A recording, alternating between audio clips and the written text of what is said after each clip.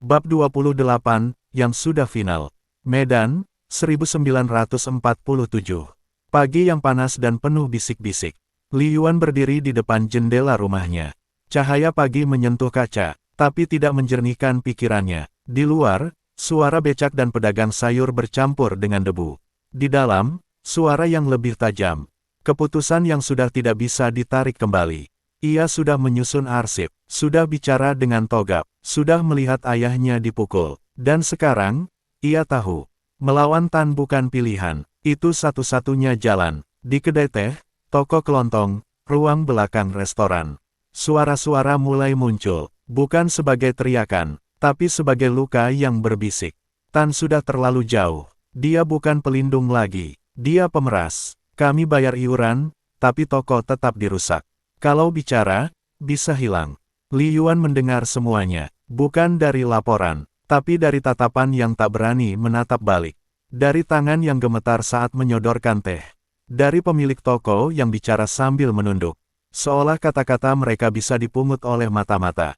Dan ia tahu, ketakutan itu bukan kelemahan. Itu adalah awal dari keberanian yang belum punya nama. Sore itu, Li Yuan menulis satu kalimat di buku kecilnya. Tinta yang lebih tajam dari peluru. Aku tidak membela kaum, aku membela yang benar, dan kalau kaummu menyimpang, maka kau harus berdiri di luar garis. Asteris, ia tahu risikonya, ia tahu Tan punya pengaruh. Ia tahu beberapa anggota Pao Antui masih loyal. Tapi ia juga tahu, pengusaha-pengusaha Tionghoa mulai muak. Dan muak adalah awal dari perlawanan diam-diam. Malam itu, di ruang belakang toko jamu, 5 orang berkumpul. Udara pekat dengan aroma akar dan ketakutan.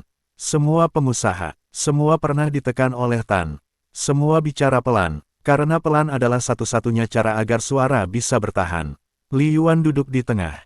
Matanya tidak meminta, tapi nadanya mengajak. Saya tidak minta kalian ikut bertarung. Saya hanya minta kalian bicara.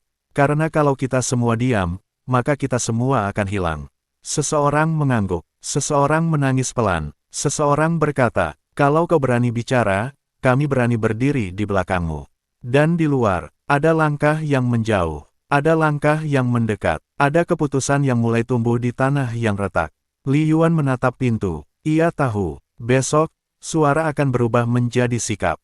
Dan sikap akan diuji oleh bayangan yang tidak pernah tidur.